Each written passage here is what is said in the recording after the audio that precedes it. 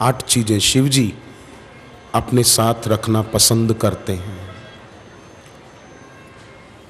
आप और हम सभी साधक भाई बहनें अगर इन 8 को आत्मसात कर पाएं तो हम सभी सत्संगियों को बहुत फायदा होगा। कहीं भी रहो, ये 8 बातें, और उन 8 के पीछे बड़ा सुंदर संकेत है। जो अपने आराध्य की निकटता, कृपा, उनका आशीर्वाद पाना चाहे, वो इन 8 के पीछे जो संकेत है वो अगर समझ ले तो उसको बहुत फायदा होगा। भभूति, भस्म, शिव जी हमेशा अपने शरीर पर लगाए रहते हैं। और कई शिव मंदिरों में ऐसा नियम है कि भस्म चढ़ाई जाती शिवलिंग पर। उज्जैन भगवान महाकाल के मंदिर में तो भस्म आरती भी होती है सुबह 4 बजे।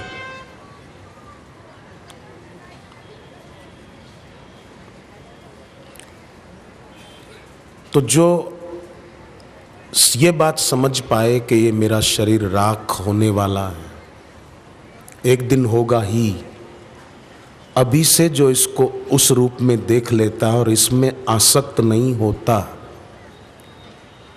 तो वो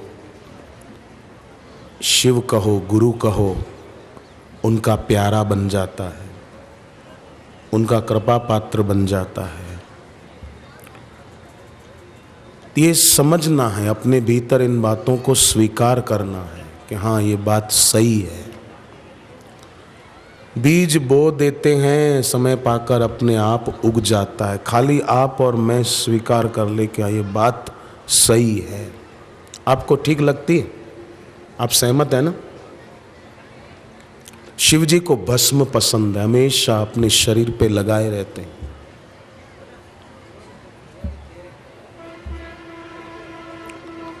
तो हम भी सदैव ये विवेक रखें, आईने के सामने जाएं, बाल संवारें, कपड़े ठीक करें, सुशोभित रहें। कई लोग बाल सफ़ेद हो जाते हैं तो काले भी कर देते हैं, मेहंदी लगाते हैं, ये भी कोई बुरा नहीं है। ठीक है, सबकी अपनी अपनी सोच है। क्या हो गया?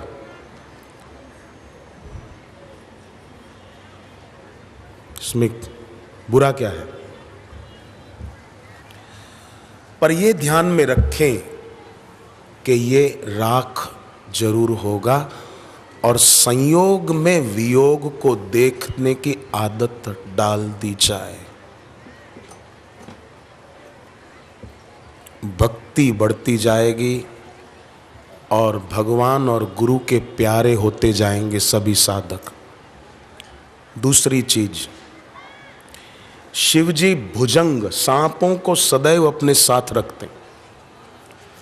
गले में, हाथों में, कलाई में, इधर बाजू पर, जटाओं में, कमर पे सांप अपने साथ हमेशा रखते हैं।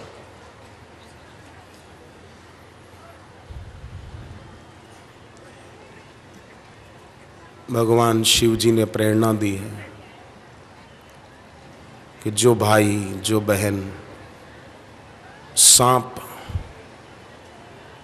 काल का प्रतीक भी है और सांप काम का प्रतीक भी है। विनय पत्रिका का पद है, काम भुजंग डसत जब जाही, विषय निम्ब कटु लगत न ताही। ये विकार रूपी सांप जिसको काटता है उसको संसार के भोग जो त्यागने योग्य हैं वो ग्रहण करने योग्य लगते हैं। ये विनय पत्रिका की पंक्ति है, काम भुजंग डसत जब जाही, विषय निम्ब कटु लगत न ताही। सांप किसी को काटा हो और उसको आप नीम के कड़वे पत्ते खिलाओ ना तो उसको कड़वे नहीं, मीठे लगते हैं। क्यों? कि जहरी सांप ने काटा है इसलिए कड़वे पत्ते मीठे लग रहे हैं। विषय निम्ब कटु लगत न ताही। उसी प्रकार विकार रूपी सांप जिसको काटता है उसको संसार के भोग जो जहर है। अष्टावक्र जी ने कहा, जो मोक्ष है तू चाहता, विष सम विषय तजतात रे, आर्जव क्षमा संतोष शम दम पी सुधा दिन रात रे। जो मोक्ष है तू चाहता, अगर तू मोक्ष चाहता है तो संसार के विषय, विषय माना सब साधक हैं, आप लोग तो समझदार हैं, जानते हैं विषय। आँख का विषय रूप, कान का संगीत, नाक का सुगंध, जीभ का स्वाद, त्वचा का स्पर्श, ये जो विषय हैं अष्टावक्र जी कहते हैं कि इनको विष के समान समझ के त्याग दो। और विष तो पीने पर आदमी को मारता है, विषय तो वैसे ही मार देते हैं। इसलिए तुलसीदास जी ने कहा कि जब ये सांप काटता है तो कड़वे पत्ते नीम के वो आदमी को अच्छे लगते, मीठे लगते हैं।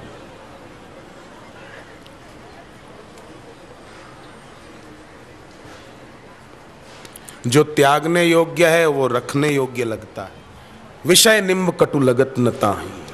इसलिए शिव जी ने सांप रखे हैं कि काम को अपने अधीन बनाओ, विकारों के अधीन हम न बने, इनको हम अपने अधीन बनाएं। और इसको अधीन बनाया तो काल भी अधीन हो जाएगा। जैसे भीष्म जी कितने संयमी थे और काल को अपने अधीन कर लिया, जब उनकी इच्छा हुई तब मरे, नहीं तो तीर पूरे शरीर में लगने के बाद भी भीष्म पितामह बाणों की शैया पर जीवित रहे थे, भीष्म दादा। और दुर्योधन ने अपने साथियों को पहले दिन ही कह रखा था युद्ध में कि कुछ भी हो जाए भीष्म की रक्षा करो, क्योंकि भीष्म पितामह को इच्छा मृत्यु का वरदान है। वो जब तक हमारे साथ हैं हमको कोई मार नहीं सकेगा, अगर भीष्म गए तो हम भी गए। तो दुर्योधन की ये बात बड़ी सांकेतिक है कि भीष्म माना संयम, ये गया तो सब गया। संयम केवल एक विषय का नहीं, हर विषय का, हर विषय का संयम। खान पान का संयम, अपनी इंद्रियों की आंख कान नाक इनकी ऊर्जा नष्ट न करने का व्रत, उसका संयम। घर में कभी मनचाही न हो तो गुस्से में ना आ जाना, सम रहना, ये संयम, ये भी निर्विकार रहना। तो भगवान शिव जी एक तो भभूति रखते हैं भस्म, दूसरी बात भुजंग सदा साथ रखते हैं। तो जो ऐसा अपना जीवन बना पाए, जो शूर्पणखा के पीछे न जाए, शूर्पणखा वासना है, शूर्पणखा के पीछे खरदूषण त्रिशिरा रावण जो भी गए मारे गए।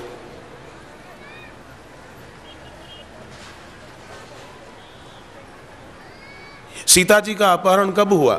जब लक्ष्मण दूर हुए। विषयों से वैराग्य जिसके जीवन में है, समझो लक्ष्मण सजाग है, और लक्ष्मण सजाग है तब तक रावण नहीं आ सकता। लक्ष्मण जी गए तब रावण आया और सीता जी का अपहरण कर गया। लक्ष्मण जी वैराग्य की मूर्ति हैं। लक्ष्मण जी 14 साल तक जागे थे। ये संकेत है कि हमारा वैराग्य रूपी लक्ष्मण सो न जाए। दुकान पे जाएं, काम धंधा करें, अर्थ उपार्जन, घर चलाना है, उसके लिए जरूर उपार्जन के लिए कुछ करना पड़ेगा, पर फिर भी भीतर में विवेक जागृत रखें कि मुझे परिवार का निर्वाह करना है, मेरी जिम्मेदारी है, ठीक है, बाकी मेरा कल्याण करना है, ये भी मेरी जिम्मेदारी है। परिवार का भरण पोषण करूं, पर साथ ही मैं इस जहां में मेरा कुछ भी न मानूं, मेरा कुछ है ही नहीं, था नहीं, है नहीं, हो सकता नहीं। ये है वैराग्य रूपी लक्ष्मण को जागृत रखना। लक्ष्मण जी सोए नहीं थे। वैराग्य हम साधकों का सोए नहीं। अगर ये वैराग्य रूपी लक्ष्मण हटा तो मोह रूपी रावण भक्ति रूपी सीता को ले जाने में सफल हो जाएगा। जहां मोह रूपी रावण आया, इसके बिना नहीं चलेगा, उसके बिना नहीं चलेगा, वहां भक्ति रूपी सीता गई, अपहरण हो जाएगा। फिर चाहिए हनुमान जी दोबारा। हनुमान जी ने सीता जी का पता लगाया। तो ये संकेत है। तीसरी चीज शिव जी सदा अपने साथ रखते हैं, गंगा। शिव जी की जटाओं में बहती। यानी मति की निर्मलता, जैसे गंगा जी निर्मल हैं,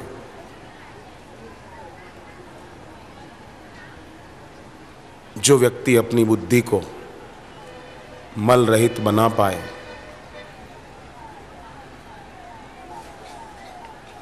उसका जीवन धन्य होता है। वो भगवान कहो, गुरु कहो, उनका प्यारा बन जाता है, उनके दिल में बस जाता है। तो शिव जी गंगा को जटाओं में रखते हैं।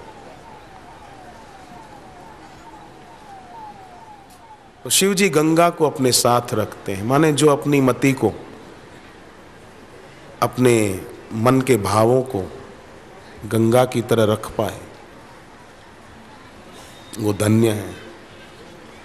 चौथी बात, शिव जी चंद्रमा दूज का अपने साथ सदा रखते हैं।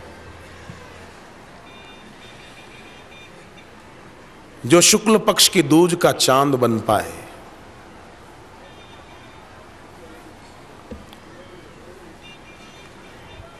दूज का चांद क्रमशः और आगे बढ़ता जाता है। शिव जी ने दूज का चांद भाल में रखा है, प्रेरणा दी। अपने को बड़ा मत मानो, अपने को भक्त मानो। कल कहा था मैंने, नारियल, हरा नारियल पानी वाला कितना ऊंचाई पर होता है, नारियल के पेड़ पर कितना ऊंचा होता है। इतना ऊंचा होने पर भी उसमें मिठास कितनी होती है उसके पानी में। हरा नारियल का पानी कितना अच्छा होता है, स्वास्थ्यप्रद भी होता है। तो भगवान शिव जी दूज का चंद्रमा अपने मस्तक पे रखते हैं। पूनम के चंद्रमा को ग्रहण लगता है, दूज के चंद्रमा को ग्रहण नहीं लगता।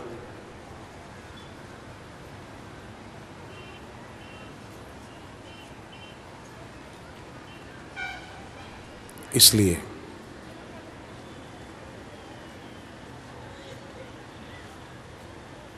दूज का चांद माने द्वैत को मिटाने का संकल्प रखने वाला। मेरे जीवन में द्वैत न रहे।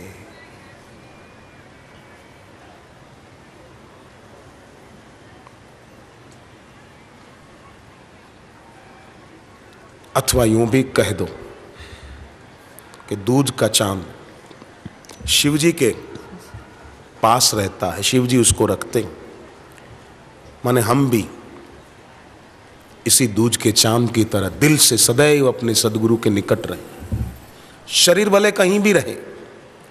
अब आप लोग तो कहीं कहीं से आए ना, दूर दूर से आए हैं, तो जाएंगे, पर दिल से सदगुरु के पास रहें। ये संकेत है शिव जी का।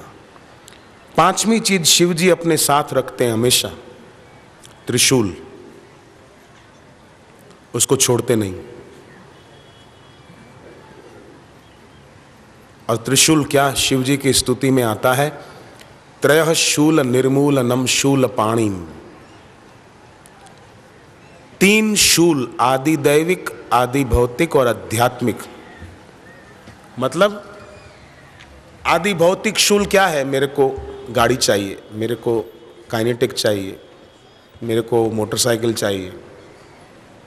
एक लड़के ने बाप को कहा, तू पहले नंबर से पास होके दिखा इस बार, मैं तुझे मोटरसाइकिल बढ़िया खरीद के दूंगा, सबसे अच्छी जो आती है।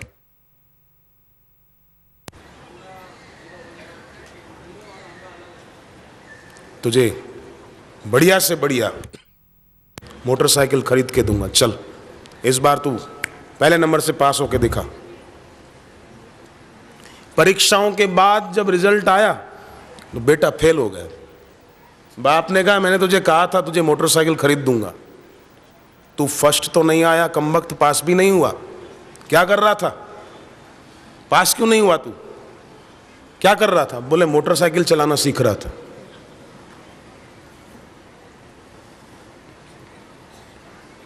बाप ने कहा, बेवकूफ कहीं का, फेल हो गया जवान लड़का होकर। सामने वाले घर में जो लड़की रहती है, फर्स्ट आई है वो, देख जरा उसको, फर्स्ट आई। वो बोला, उसी को देखने के कारण तो फेल हुआ हूं।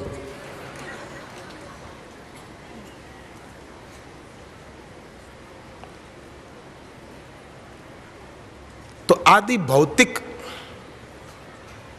शूल, मुझे ये चाहिए, मुझे इससे दोस्ती करनी, मुझे इससे शादी करनी, मुझे ये करना है, मुझे कार चाहिए,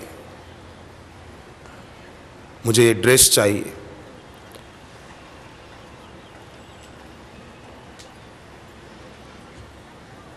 दूसरा आदि दैविक शूल, कुदरती आपदाएं, भूकंप आया, बाढ़ आई, कहीं कुछ हुआ, कहीं कुछ हुआ, ये आदि दैविक शूल। और फिर आध्यात्मिक शूल, जब साधना करना चाहते हैं पर मन ही नहीं लगता, यह आध्यात्मिक शूल। तो त्रिशूल शिव जी ने रखा है कि अपने जीवन में से इन 3 शूलों को मिटाने का दम जगाओ, तो गुरु और ईश्वर को खूब प्यारे लगोगे। ना आदि भौतिक शूल, मुझे कुछ नहीं चाहिए। आदि दैविक शूल, कभी कुदरती कुछ हो जाए, बाढ़ आई, भूकंप आया, कुछ ऐसा हो तो शांत और सम रहे। गुजरात में भूकंप आया ना, तो जब 2001 में आया था भयंकर भूकंप, उसमें सबसे ज़्यादा असर कच्छ भुज के तरफ हुई थी। तो कच्छ भुज में भचाऊ शहर है, भचाऊ शहर से 32-35 किलोमीटर दूर लोद्राणी गांव है। जब भूकंप आया तो कुछ सेकंड में ही सब कुछ मलबे के ढेर में बदल गया। तो उस लोद्राणी गांव में कई साधक भी रहते हैं। भूकंप आया, सब भागे घरों से बाहर, कि मर न जाएं दबकर। कुछ सेकंड में तो सब मकान मलबे के ढेर में बदल गए। तो एक साधक परिवार ने सोचा कि अरे अपनी 3 साल की बच्ची अंदर ही रह गई, उसको हम निकाल ही नहीं पाए। तो रोने लग गए कि बच्ची को कुछ हो न जाए। सबने मिलकर उनका घर जहाँ गिरा था, मलबे के ढेर में बदला था, वहाँ थोड़ा गए, मदद करके मलबा हटाने लगे। तो देखा 3 साल की बच्ची थोड़ा सिकुड़ कर बैठी है, हुआ उसको कुछ भी नहीं है, सुरक्षित है। बच्ची को माँ बाप ने गोद में उठा लिया, प्यार करने लगे, बेटी कुछ हुआ तो नहीं।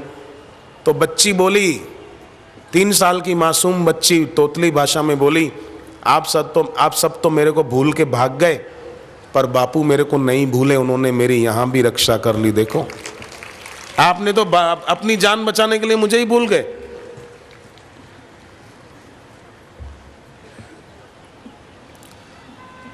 तो आदि दैविक शूल, भक्त उसमें भी मजबूत रहे तो इष्ट मजबूत है, तो अनिष्ट कौन कर सकता है। और फिर आध्यात्मिक शूल, मेरा मन नहीं लगता, कोई नहीं लगता तो न लग, मैं तो लग ही जाता हूं, मेरा मन लगे चाहे न लगे। तो इन 3 शूलों को शिव जी संकेत देते हैं, मिटाने का दम जगाओ। त्रिशूल रखा है, तीनों शूलों को खत्म करें।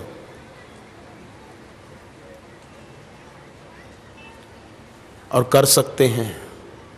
अभी भी देखो ना, आप शरीर को गर्मी लग रही फिर भी कैसे बैठे हो।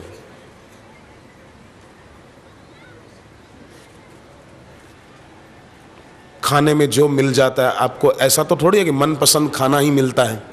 जैसा घर पे बना सकते हैं, जो चाहे वो बनवा के खा सकते हैं, जो मिल गया खा लेते हैं ना। जहाँ जगह मिले सो जाते हैं ना, सुबह गंगा में नहा लेते हैं।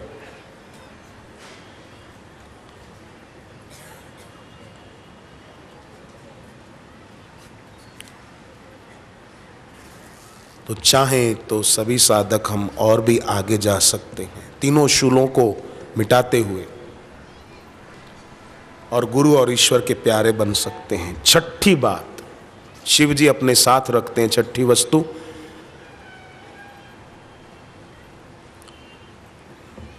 मुंडों की माला। देखिए शिव जी के गले में कहीं चित्र देखा होगा, यह संकेत है शिव जी का कि जो भगवान और भगवत प्राप्त गुरु के आश्रित होते हैं, तो भगवान और गुरु भी आश्रित कार्य निर्वाहक हो जाते हैं। जो सर्वथा उनके आश्रित हो, पुरुषार्थ जरूर करते हैं। जरा मरण मोक्षाय माम आश्रित्य यतन्ति ये, कृष्ण भगवान ने गीता में कहा, मेरा आश्रय करो, यत्न तुम करो, आलसी मत बनो।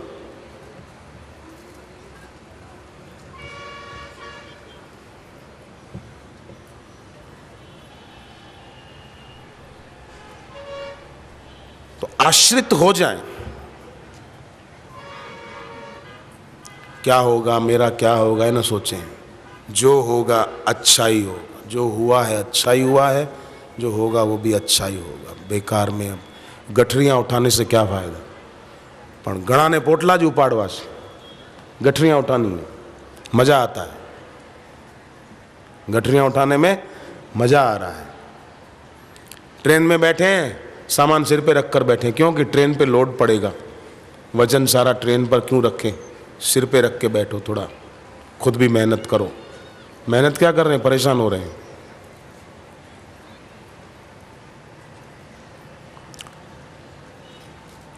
तो भगवान मुंड माला धारण करते हैं, मतलब आश्रित जो उनके होते हैं उनके प्रारब्ध को वो अपने ऊपर भी ले लेते हैं।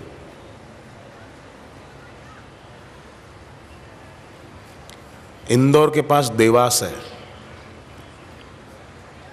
इंदौर से 40 किलोमीटर। वहाँ एक बार मैं गया था, कार्यक्रम पूरा हुआ, मुझे फिर ट्रेन पकड़नी थी देवास स्टेशन से ही।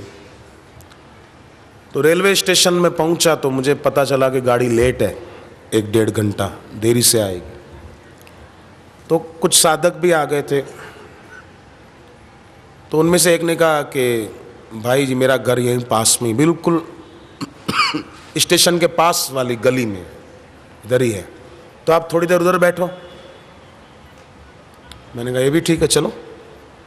मैं गया तो घर की जो एक माता थी उसने मुझे बताया, बोले मेरे को है ना कमर से लेकर पैर के पंजे तक दर्द बहुत रहता था पहले। जांच कराई तो डॉक्टर ने कहा साइटिका है।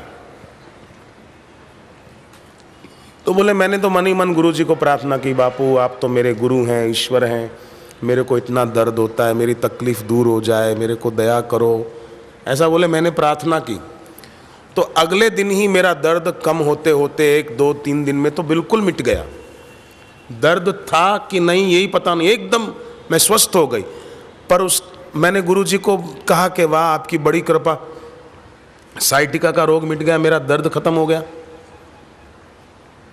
तो 1-2 दिन बाद रात को मैंने सपना देखा। स्वप्न में ये देखा कि गुरु जी को कमर से लेकर पैर के पंजे तक दर्द बहुत हो रहा है। तो बोले, मैंने पूछा गुरु जी आपको दर्द क्यों हो रहा है? बोले बेटी तेरा मैंने अपने ऊपर ले लिया। ऐसा उस बहन को स्वप्न आया। तो वो बहुत रो रही थी मुझे ये बात बताते हुए कि बोले मैंने क्यों बोला गुरु जी को मेरा दुख दूर कर दो। मैंने कहा बहन तू चिंता मत कर, तुझे भले स्वप्न दिखा पर अपने गुरुदेव भी समर्थ हैं। कोई ऐसा नहीं कि एक का दर्द गुरुजी के ऊपर आएगा तो गुरुजी को कोई पीड़ा हो जाएगी। हमारे गुरुदेव कोई साधारण मनुष्य नहीं है, मानव के रूप में वो महेश्वर हैं। तू जरा भी चिंता मत कर। हाँ, अपनी तरफ से तुच्छ मांग भी मत रख गुरु के आगे। बार बार कुछ भी हो, गुरुजी मेरा दुख मिटाओ, गुरुजी मेरा दर्द मिटाओ। थोड़ा सहन करने की भी शक्ति अपने शास्त्रों में ये नहीं कहा गया है भगवान मेरा दुख मिटा दे। अपने शास्त्रों में ये कहा गया है भगवान मुझे दुख सहन करने की शक्ति दे। श्री कृष्ण ने गीता में ये नहीं कहा कि तू युद्ध जीत ही जाएगा, नहीं। हतो वा प्राप्यसी स्वर्ग जित्वा वा भोक्ष्यसे महिम। अगर तू युद्ध में हार गया तो स्वर्ग में जाएगा, जीत गया तो पृथ्वी का राज्य मिलेगा। ये नहीं कहा कि तू भक्ति करेगा तो सुखी ही हो जाएगा, नहीं। सम दुख सुख धीर सो अमृत तत्वाय कल्पते। जो सुख और दुख में धीर रहता है वो मोक्ष का अधिकारी बन जाता है। भक्ति योग नामक 12वें अध्याय में भी यही बात कही।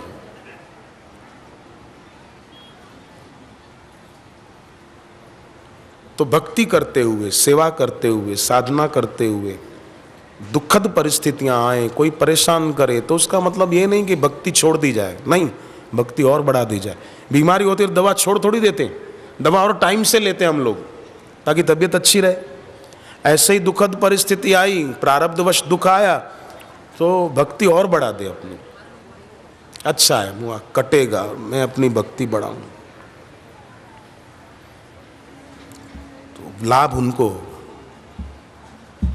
तो जो पूर्णतः आश्रित हो जाते हैं उनके प्रारब्ध को भगवान भगवत प्राप्त गुरु भावी मेटी सकहीं त्रिपुरारी। मंत्र महामुनि विषय ब्याल के मेटत कठिन को अंक भाल के।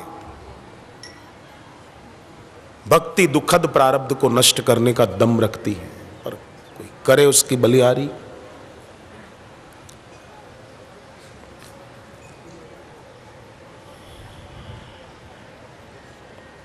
उसको लाभ ही लाभ है। तो भगवान शिव जी सातवीं चीज हमेशा अपने साथ रखते हैं, डमरू।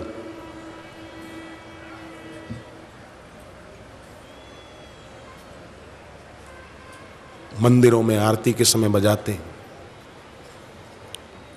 आपने देखा होगा शिव मंदिरों में लगभग शिवलिंग पर वो नाग देवता भी वो चढ़ाए होते हैं, बिठाए होते हैं, कोई धातु के, और त्रिशूल भी रखा होता है, त्रिशूल पे डमरू भी लटका होता है, लगभग सभी मंदिरों में। ये संकेत है।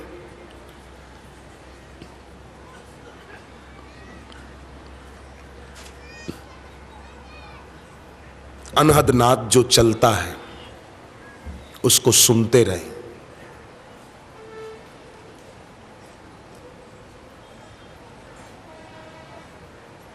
आप बिल्कुल बाहर की आवाज से शांत हो जाओगे ना, आपको अनहद नाद जरूर सुनाई देगा। नाद ब्रह्म जिसको कहते हैं। बाहर कोई भी आवाज आए ना, लोगों की बातें करने की, गाड़ियों की, उसको महत्व न दो। तो देखो आपको एक हल्की सा नाद ब्रह्म, एकदम एक धीमी सी आवाज,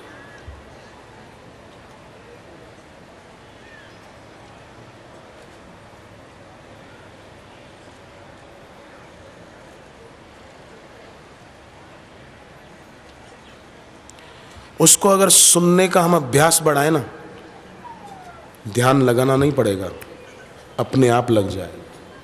पर हम लोग आवाज दे देते हैं दूसरी बात को। जैसे कई लोग मिलते हैं, बोलते हैं हम तो सुबह जब ध्यान करते हैं घर में बच्चे शोर बहुत करते हैं, पत्नी भी रसोई घर में खटपट बहुत करती है। खटपट तेरे अंदर है, बाहर नहीं है। तू खटपट को महत्व दे रहा है, तू खटपट को महत्व मत दे। तू शांति को महत्व दे, तू नाद ब्रह्म को महत्व दे। अनहद सुनो वडभागी, सकल मनोरथ पूरे।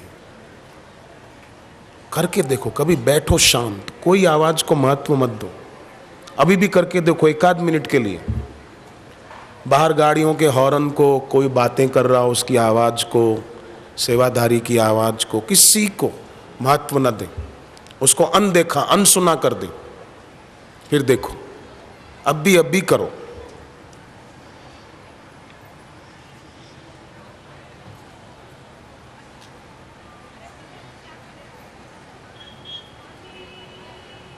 श्वास पर नजर रखो।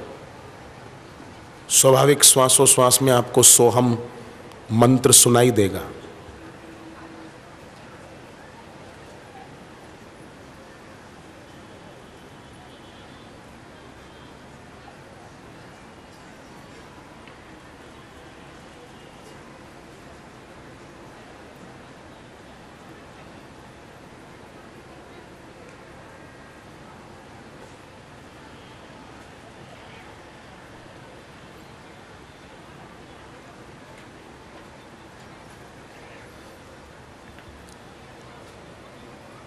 कितना अच्छा लगता है।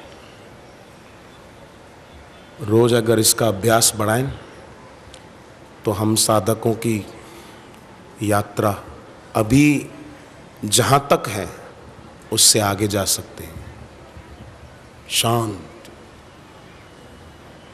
फिर आपको घर पे कोई कितना ही शोर करता हो, आप अपना नियम अच्छी तरह से कर सकोगे, क्योंकि ये कला आ जाए ना। अनहद सुनो वडभागे। डमरू सदैव शिव जी अपने साथ रखते हैं। संकेत है कि अनहद नाद सदा सुनते रहो। नाद ब्रह्म को अनसुना मत करो।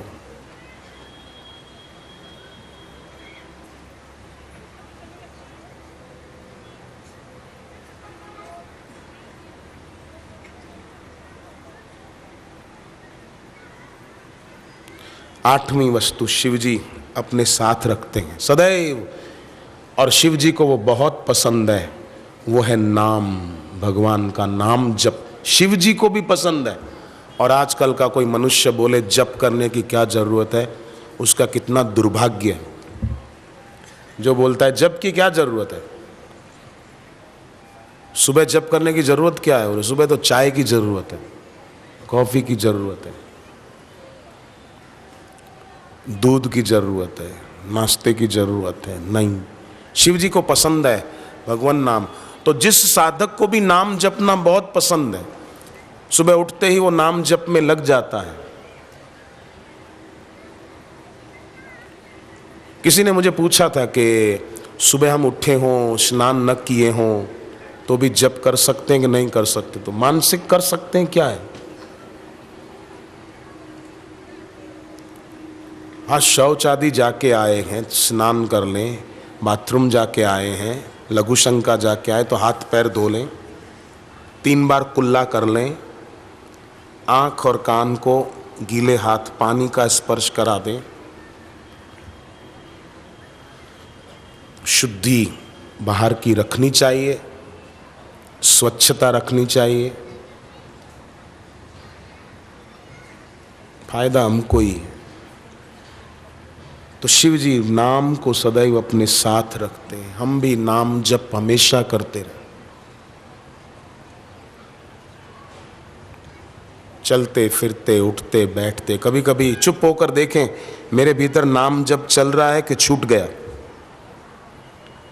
ऐसा हम देखेंगे ना साधक सभी, तो सुनाई देगा, करना नहीं पड़ेगा। जप करना बहुत अच्छी बात है, सुनना और भी अच्छी बात है। एक तो होता है जप करना, राम राम राम राम राम राम, ओम ओम, हरि हरि हरि, ये करना हुआ होठों में या मन में, पर शांत हो गए, जप कर नहीं रहे, सुन रहे हैं कि भीतर चल रहा है, धारा चल रही है जप की।